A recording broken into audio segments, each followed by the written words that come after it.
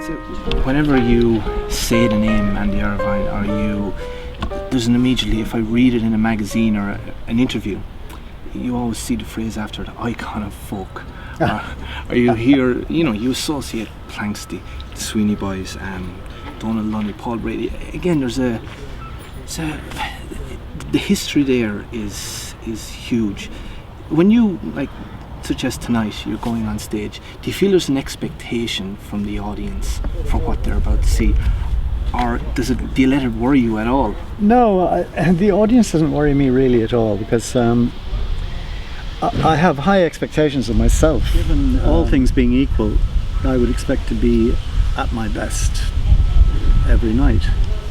And I hit a pretty good ratio usually, but as for being an icon of folk, I think, if you do something for long enough, that's the status you acquire.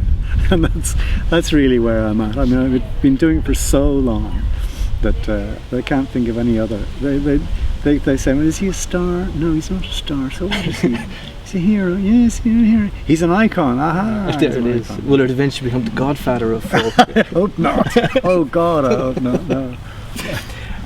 Do you pigeonhole yourself at all, such as folk musician, traditional Irish musician, or are you worried about genres or labels or anything like that? No, I find it a little bit irritating that it is, as a general rule, people like to pigeonhole things, and I think that makes it a little bit more difficult for somebody like me who doesn't quite fit into any category. I'm not. I've played with traditional musicians to such an extent that people would refer to me as a traditional musician. I'm not a traditional musician. As soon as you accompany yourself, you're singing. You step outside the tradition, and so I do that kind of from the first note. But I don't mind being called a traditional musician, a folk musician. That's fine. But I'm also a singer-songwriter, and I don't. Although I feel perhaps I should to more of an extent fall into that category. People don't think of me as a singer-songwriter, so I get it. Yes, it's a shame. It's just generally a shame about categories, because if you happen to be somebody who likes heavy metal or whatever they call it these days, don't call it that anymore, do they? Call it something else.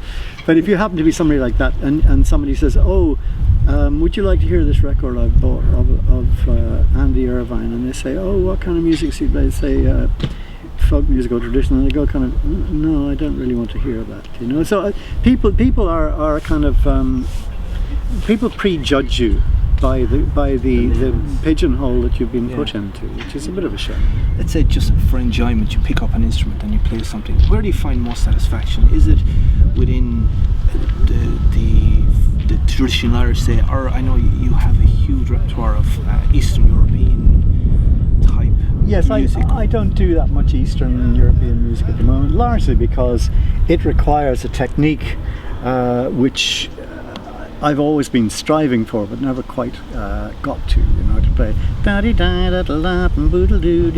can just about do that one, but there's many another that I might sit down and 1 out of 10 I think, Jesus, got it, but I wouldn't dare do it on stage. And I used to do more of that stuff on stage, but it's just I don't know. I don't feel that I'm over the peak of my ability or anything, but there are some things which I'm not as good at as I was, and I think playing single string tunes is probably one of them.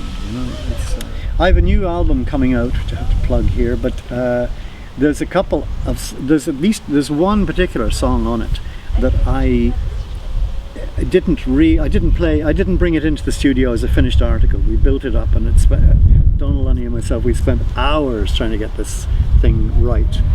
And in the last 2 weeks I've actually worked out a solo arrangement for myself, and I'm really pleased about that.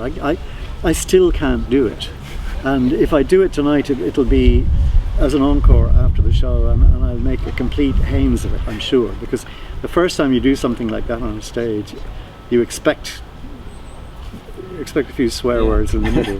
Or can you cover it up enough so people don't notice the mistakes? Well, you know, people quite like you to make the odd mistake.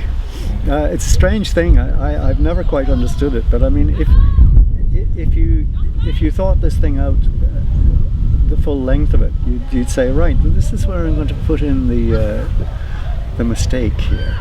Because people kind of people love it. They say, "I just got that wrong, didn't you?" They enjoy they enjoy your faults. Yeah, they do. Yeah. Let's take. Speaking of faults, I just myself, music for a found harmonium. It's I call it my great nemesis of a tune. How do you twist your fingers for the last bit of it? But let's say, where did that tune come from? How did you pick it? Well, we got it. Artie McGlynn was in Patrick Street at the time, and he said, "Geez, lads," he said, "here's a nice tune. I don't know what you think of this." And he played it. He plays it brilliantly, you know. So everybody said, "That's great, that's great." And he said, "Well, I have the chords as well." So I just play the chords. But it's an extraordinary piece of music because it doesn't really have any tune at all, like, you know. And as Kevin Burke says when he's introducing it, he says it's become almost a pseudo-traditional tune, but it isn't a traditional tune, and it almost isn't a tune. I've seen it played with just the first two parts. Maybe because they couldn't master the rest of it. Really? But I've seen it played in sessions. But I remember the first time I saw it was on the movie Hear My Song. I think the two guys are going down a country road in an old Renault 4 and it's bobbing along. The tune just suits it. That kind of rhythm to it is just is fantastic. Yeah, well, it caught the imagination of the audience immediately, as some things do, and you never can tell quite, or I can't. I mean, I'm sure some people would say this is going to be a big hit, but I've never had that ability. So what do you play? Just what you enjoy? I do, yeah, of course, yeah. And thankfully, so far, touch wood, other people have enjoyed it as well.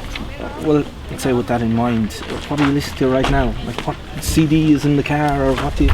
Well, I was listening to, I'm going to play as a guest of Dervish at a festival in England. The Dervish are 21 years old, and they sent me a few songs that we might do, and I was mighty impressed. You know, I mean, it's not that I haven't heard them before, but I really, it was right down the same line as I'm coming from, and I liked it very much. In the UK at the moment, there seems to be a huge revival of folk. There's one group, Martin Carty with the Imagined Village. They seem to be fusing world music and electronica. How do you feel I've never heard them. Martin might be into anything, you know. Yeah. But basically he always comes back to the same starting point, which is a solo Martin guitar. He's re-recorded Scarborough Fair, but there's a lot of electronic music mixed in with the mix. I'm surprised to hear that. I mean, he was in Steel Eye Span all those years ago when they went electric. Yeah. But I thought he would have got that out of the system. Okay, well, there's a new album on the way. Is it yes, ready? It'll be out imminently, but unfortunately not tonight. I was hoping to get an autographed copy. Oh, I wish. You seem to be very busy at the moment, so what's on for the next while? Well, I'm getting busy. You know, it hasn't been the fullest year of all time. But I'm touring. I have two big tours coming up: September, October, and November, December. The first one in the UK and the second one in Europe. Okay. So busy. Yeah, I will be. I'll be very busy from now until Christmas. Okay. Is there any collaborations coming up? I mean, you're very famous for collaborations. So, you know, the Paul Brady, Donal Ronnie, the Mechanic, that type of thing. Anything like that coming up? Well, Donal and Martin O'Connor and myself might turn up at any time. Do you know John Doyle? Great guitar player. He used to play with Solus and now plays with Liz Carroll. He and I had a collaboration in New York last year, and we've been trying to find a way of doing it again over here. So that might happen. So the travelling bug is still there. Oh, the travelling bug will always be there. Yeah, I'll never get rid of that, I'm afraid.